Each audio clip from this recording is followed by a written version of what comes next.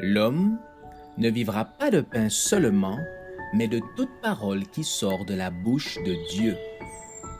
Voici votre moment de méditation quotidienne.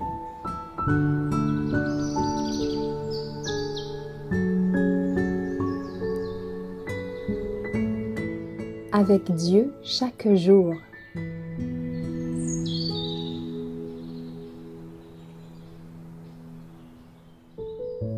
Joseph, homme de principe, le 13 mars. Comment ferais-je un aussi grand mal et pécherais-je contre Dieu? Genèse 39, verset 9. L'amabilité et la probité de Joseph finirent par toucher le cœur du chef des gardes, qui en vint à le regarder comme son fils plutôt que comme un esclave. Mais son intégrité devait être soumise à une épreuve redoutable. La femme de son maître voulut l'entraîner à la violation de la loi de Dieu.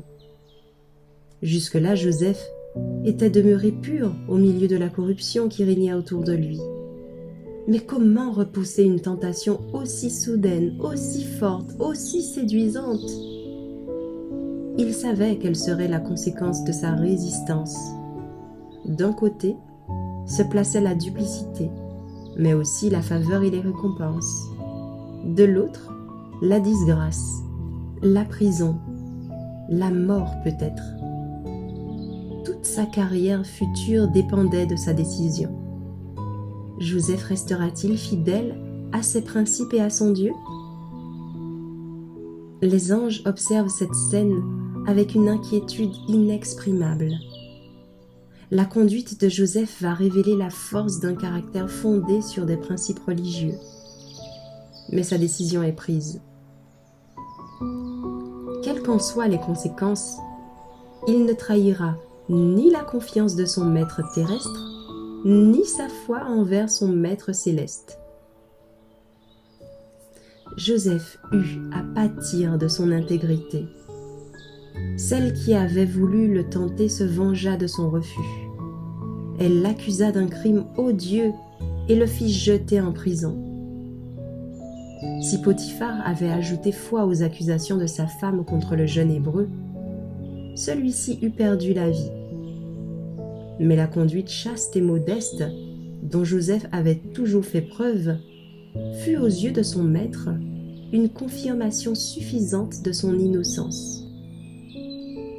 Néanmoins, pour sauver la réputation de sa maison, il l'abandonna à la disgrâce et à la captivité. Le caractère de Joseph brille jusqu'au fond de son cachot. Si ces années de fidélité chez Potiphar ont été mal récompensées, il n'en est pas devenu aigri. La paix que lui donne le sentiment de son innocence lui reste, et il remet tout entre les mains de Dieu.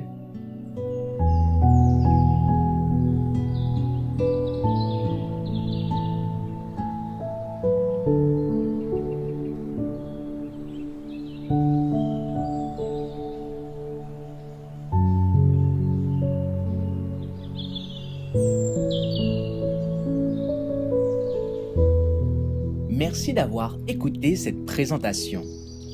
Assurez-vous de nous rejoindre demain pour votre moment de méditation quotidienne avec lereste.org.